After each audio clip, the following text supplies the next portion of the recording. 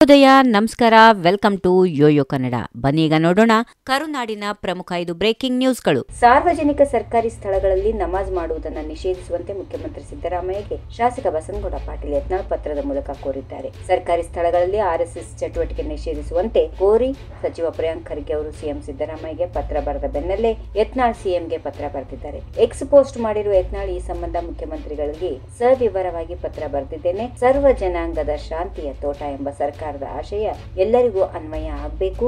ಸರ್ಕಾರ ಕೂಡಲೇ ಅಗತ್ಯ ಕ್ರಮ ಕೈಗೊಳ್ಳಲಿ ಎಂದು ಆಗ್ರಹಿಸಿದರು. ಕುರುಬ ಸಮುದಾಯವನ್ನ ಎಸ್ಟಿ ಮೀಸಲಾತಿ ಪಟ್ಟಿಗೆ ಸೇರಿಸಬೇಕೆಂದು ಆಗ್ರಹಿಸುತ್ತಾ ಹೋರಾಟ ನಡೆಸಲಿದ್ದು, ಸಮುದಾಯದ ನಾಯಕರೊಂದಿಗೆ ಅಕ್ಟೋಬರ್ 24ರಂದು ವಿಜಯಪುರದಲ್ಲಿ ಸಭೆ ನಡೆಸಲಾಗುವುದು ಎಂದು ಮಾಜಿ ಸಚಿವ ಕೆಎಸ್ ಈಶ್ವರಪ್ಪ ಹೇಳಿದ್ದಾರೆ.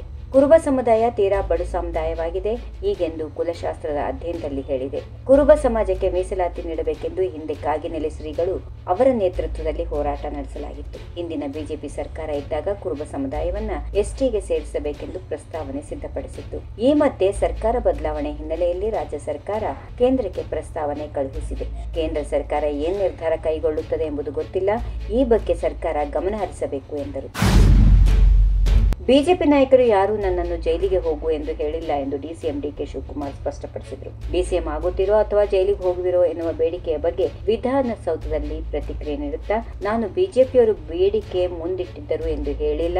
ನಾನು ಹುದ್ದೆಯ ಸಮೇತ ಅಧಿಕಾರಿಯ ಬಗ್ಗೆ ಉಲ್ಲೇಖ ಮಾಡಿದ್ದೇನೆ. ಬಿಜೆಪಿ ನಾಯಕರು ಯಾರೂ ನನ್ನನ್ನು ಜೈಲಿಗೆ ಹೋಗು ಎಂದು ಹೇಳಿಲ್ಲ ಎಂದು ತಿಳಿಸಿದರು. ಈಗ ಇದರ ಬಗ್ಗೆ ಚರ್ಚೆ ಬೇಡ. ಈಗಾಗಲೇ ಇದೆಲ್ಲ ನಡೆದು 5 ವರ್ಷಗಳೇ ಕಳೆದಿವೆ. ವಾಪಸ್ ನಮ್ಮ ಪಕ್ಷವೇ ಅಧಿಕಾರಕ್ಕೆ ಬಂದಿದೆ. ಎಲ್ಲರಿಗೂ ತಿಳಿದ ವಿಚಾರವನ್ನೇ ನಾನು ಮತ್ತೊಮ್ಮೆ ಹೇಳಿದ್ದೇನೆ. ಇದರಲ್ಲಿ ಕಟ್ಟುಕತೆ ಏನಿಲ್ಲ. ಅಧಿಕಾರಿಯ ಹೆಸರನ್ನ ಎಲ್ಲೆಂದರಲ್ಲಿ ಹೇಳುವುದಿಲ್ಲ. ಬಿಜೆಪಿಯವರು ಸದನದಲ್ಲಿ ಹೇಳಿ ಎಂದು ಪ್ರಶ್ನಿಸಲಿ, ಅಲ್ಲಿ ಹೇಳುತ್ತೇನೆ. ಇದೆಲ್ಲ ದಾಖಲೆಗೆ ಹೋಗಬೇಕು. ಸದನದಲ್ಲಿ ಇರುವ ಶಾಸಕರಿಂದಲೇ ಯಾರು ಕರೆದಿದ್ರು, ಯಾರು ಕರೆ ಮಾಡಿದ್ರು ಎಂದು ಹೇಳಿಸುತ್ತೇನೆ ಎಂದು ಸವಾಲ್ ಹಾಕಿದ್ರು.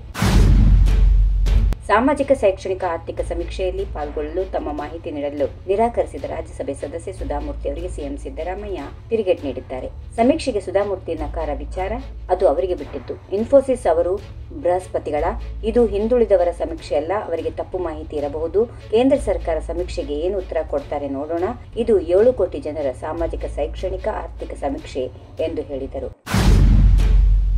2011ರ ಅಕ್ರಮ ಗಣಿಗಾರಿಕೆ ಸಂಬಂಧ ತನಿಖೆ ನಡೆಸುತ್ತಿದ್ದ ಎಡಿಜಿಪಿ ಚಂದ್ರಶೇಖರ್ ಅವರಿಗೆ ಬೆದರಿಕೆ ಹಾಕಿದ ಆರೋಪಕ್ಕೆ ಸಂಬಂಧಪಟ್ಟಂತೆ ಕೇಂದ್ರ ಸಚಿವ ಎಚ್.ಡಿ. ಕುಮಾರಸ್ವಾಮಿಗೆ ಬಿಗ್ ರಿಲೀಫ್ ಸಿಕ್ಕಿದೆ. ರಾಜ್ಯ ಸರ್ಕಾರ ಸಲ್ಲಿಸಿದ ಅರ್ಜಿಯನ್ನ ಸುಪ್ರೀಂ ಕೋರ್ಟ್ ವಜಾಗೊಳಿಸಿದೆ. 2011ರ ಅಕ್ರಮ ಗಣಿಗಾರಿಕೆ ಸಂಬಂಧ ಎಡಿಜಿಪಿ ಚಂದ್ರಶೇಖರ್ಗೆ ಜೀವ ಬೆದರಿಕೆ ಹಾಕಿದ್ದ ಆರೋಪದ ಮೇಲೆ ಕೇಂದ್ರ ಸಚಿವ ಎಚ್.ಡಿ. ಕುಮಾರಸ್ವಾಮಿ ವಿರುದ್ಧ ಜೀವ ಬೆದರಿಕೆ ಪ್ರಕರಣ ದಾಖಲಾಗಿತ್ತು. ಎಚ್ಡಿಕೆ ವಿರುದ್ಧ ದಾಖಲಾಗಿದ್ದ ಎಫ್ಐಆರ್ ರದ್ದುಗೊಳಿಸಿ ಹೈಕೋರ್ಟ್ ಆದೇಶಿಸಿತ್ತು. ಹೈಕೋರ್ಟ್ ಆದೇಶ ಪ್ರಶ್ನಿಸುತ್ತಾ ರಾಜ್ಯ ಸರ್ಕಾರ ಸುಪ್ರೀಂ ಕೋರ್ಟ್ಗೆ ಅರ್ಜಿ ಸಲ್ಲಿಸಿತ್ತು. ಇದೀಗ ಈ ಅರ್ಜಿಯನ್ನ ಸುಪ್ರೀಂ ಕೋರ್ಟ್ ವಜಾಗೊಳಿಸಿದೆ. If you like this video, ಬೇಗ ಲೈಕ್ ಮಾಡಿ, ಕಾಮೆಂಟ್ ಮಾಡಿ, ಶೇರ್ ಮಾಡಿ ಹಾಗೂ ಯೋಯೋ ಟಿವಿ ಕನ್ನಡವನ್ನು ಸಬ್ಸ್ಕ್ರೈಬ್ ಮಾಡಿ.